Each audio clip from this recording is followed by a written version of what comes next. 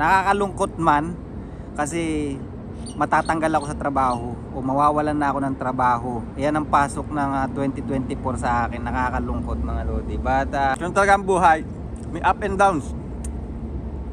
Sabayan mo lang. Sabayan mo lang yung beat, ganyan. Huwag kang papaka-stress. Ang problema ay may solusyon. Diba? Kaya tinatawan-tawanan ko lang yung nangyayari, pero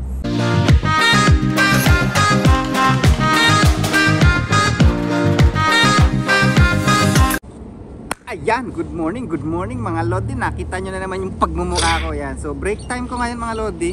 At pinabaunan tayo ni Sexy Tari ng burger. Yan, mystery box. Ang tanong, alam kong burger yung nasa loob nito. Ang tanong, kung buo ba yung burger? Yan, tingnan natin. Ayan mga lodi, nakita ko na ang pagmumukha ng burger. Kalahati na lang.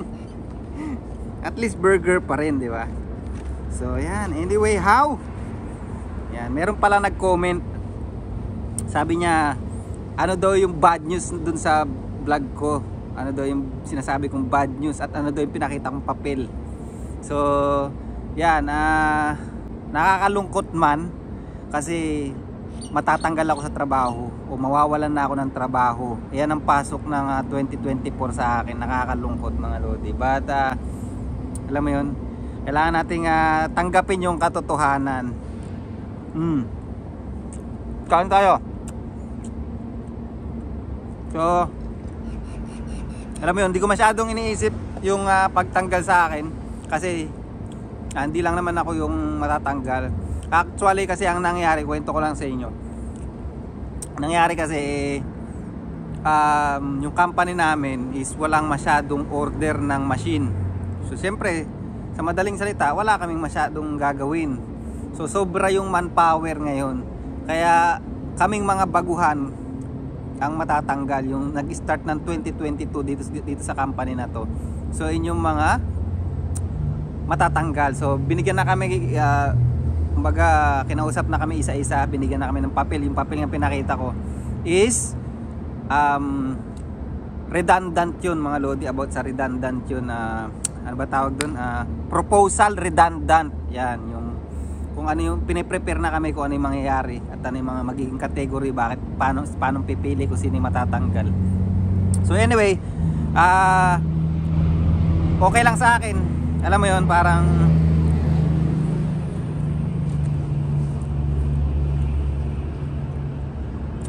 kumbaga tanggap ko na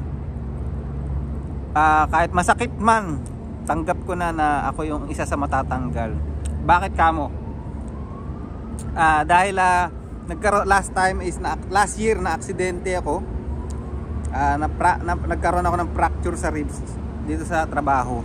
Siyempre malaking bad points yun sa akin dahil siyempre pag na-aksidente ka sa company, medyo ibig sabihin hindi ka safety to magtrabaho, di ba? So yun nga, yun yung palagay ko. But kaya ko naman uli maghanap ng trabaho dahil pagka work visa ka talaga nakaka-stress kasi hindi ka pwede basta magtrabaho dito sa New Zealand na work visa ka lang tapos mag-resign ka, lilipat ka agad sa ibang company. Kailangan mo ulit mag-process ng visa. But ako kasi is permanent resident na tayo dito. So, hindi ko na kailangan kahit na anytime kung gusto ko lumipat na ibang company, makalipat ako. So marami akong contact na ma-applyan. Kaya lang ang pinoproblema ko ngayon is yung dalawang bata ko kasi salitan kami ni Sexy Tari ng pag-aalaga doon. So kailangan kong humanap ng trabaho na swak dun sa time dun para sa dalawang bata. Dahil nag-i-school na yung dalawang bata, so kailangan kong pick upin at alagaan. So yung sa line ng trabaho ko na welder fabricator, yan yung time yan, minsan kailangan mag-overtime, mga ganun. So iniisip ko dun, walang mag-aalaga sa bata. Hindi katulad dito sa trabaho ko na to, is flexible. Yan, flexible siya.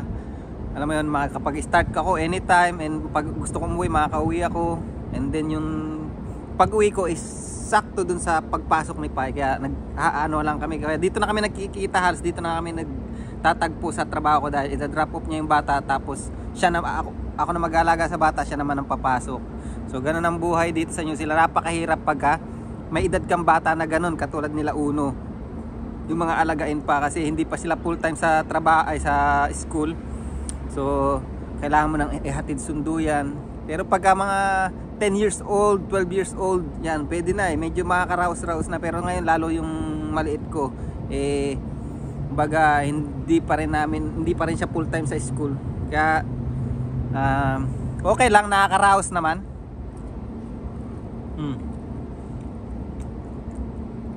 But kumbaga matanggal man ako, immune na ako sa kumbaga sa problema mga ganyan, sa mga sitwasyon na ganyan. Ito payo ko lang dun sa mga nagsasuffer din yung nawawalan ng trabaho. Huwag kayong mawawalan ng pag-asa at huwag kayong masyadong mamumblema kasi nakaka-stress yan. Diyan na nag-ano yung depression Alam mo yun? Pagka lagi mong inisip yung problema, kunwari mo yung mangyayari na iniisip mo is wala pa naman, di pa dumadating. Iniisip mo na agad yung para sa susunod na linggo. Stress na stress ka kung atakehin ka sa puso o magkasakit ka, wala na. Lalong magalaking problema, di ba? So hayaan mo lang, umisip ka lang ng magandang solusyon. Basta lahat ng problema may solusyon yan.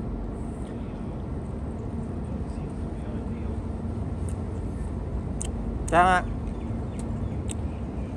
nga iniisip ko, sinasabi ko Sexy Tari. Kasi Sexy Tari, sabi ko na okay lang ako.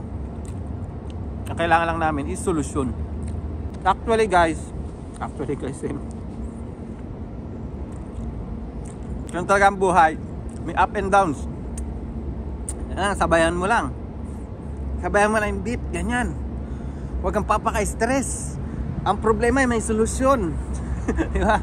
Kaya tawan-tawanan ko lang yung nangyayari, pero alam ko sa ibang tao problema na to malaki.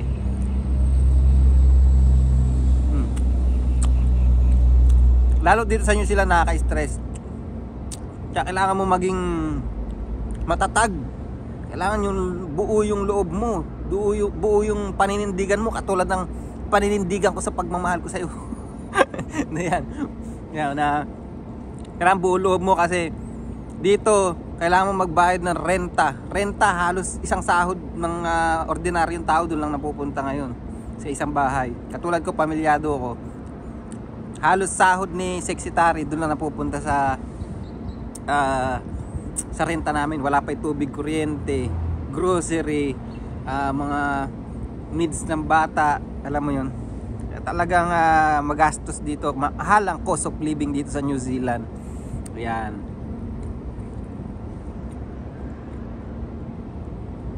Di katulad sa Pilipinas. Sa Pilipinas, may sarili kang bahay, malaki, maliit bahay mo, basta may natutulugan ka okay na, di ba? Ang pagkain, di mo problemahin, bakit ka mo? Pumunta ka lang sa kapitbahay mo makichismis-chismis ka lang, sakto mo yung yung pananghalian na. Di ba? Ayain kang kumain. Di ba? Makakaraos ka, magtanim ka. Alam mo yun? So, minsan ang iniisip ng sa Pilipinas, ang hirap na ng buhay sa New Zealand, ang hirap ng buhay sa Pilipinas, gusto nila mag-abroad. Same pa rin, same scenario halos. Ang kagandahan lang dito is walang ganong kriminal, crime rates mababa. So anyway, all goods. Mas rin natin itong problema ko. And maraming salamat pala sa mga nag-share ng vlog natin, mga nagko-comment, maraming salamat. At yan, balik muna tayo sa trabaho, right? Ayan, gusto ko rin pala magpasalamat mga lodi dun sa mga tropa ko na hindi ko inaasahan na sila pa yung tutulong sa akin, sila pa itatawag na kukontakin ako, kakamustahin ako kung alam mo yun, makikibalita, alam mo yun. Nakakatuwa kasi makita mo talaga sa mga ganitong panahon, makita mo kung sino yung tropa mo talaga, yung kaibigan mo talaga. So maraming salamat din ako mag-mention ng mga pangalan, kilala nyo na kung sino kayo. At yun, yung sa trabaho nga hindi man ako nagsasabi na baka pwede akong pumasok dyan sa trabaho, pero bigla na lang siya may bibigay na contact. Ito, kontakin mo to, baka pwedeng makapasok dito sa trabaho. So nakakatuwa lang kasi hindi ko na makaklose yung tao pero tutulungan ka. Ayun yung mga ang sarap sa feelings. Ayun talaga yung mga di mo mababayaran. sa mundong ibabaw. Alright? Ayan mga lodi, dito naman ako sa school nila Uno. Pipick upin ko naman yung dalawang makulit. Ayan. So sa Monday, hindi na dito mag-i-school si Uno. Doon na siya sa may malapit sa amin, primary na siya. Then si Isab na lang yung mapupunta rito. Ha? Ayan na, ito na yung alaga. Open mo. Uno, open mo. Ito naman, kinuha pa yung pagkain ko. Kakainin ko na lang, oh. Di ako nananghalian, gutom ako eh. Come on, let's go. Here. Uno.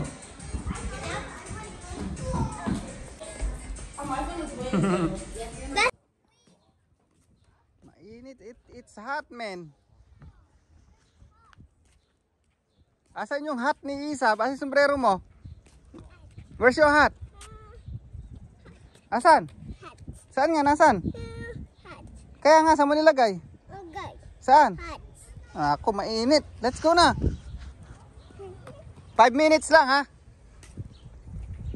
Tingnan mo, mga nag-uwian ng mga bata. Sila gusto pa nito sa park. Apakainit, grabe. Slide na, slide. Ayan, tingnan nyo naman mga lodi. Hindi tayo dapat mawalan ng trabaho. Tingnan nyo mga pinapatoka natin. Ayan, so wala pa namang final decision. Bukas may meeting kami. 1 by 1 na naman. At siguro pag-uusapan kung anong mangyayari. But binigyan na nga kami ng papel ng proposal na redundancy. So mamimili lang ng 2 tao o welder na tatanggalin. Kasi nga masyadong marami ang welder. Alright. So dito ko na lang yari yung vlog namin mga lodi. Ayan. Bye.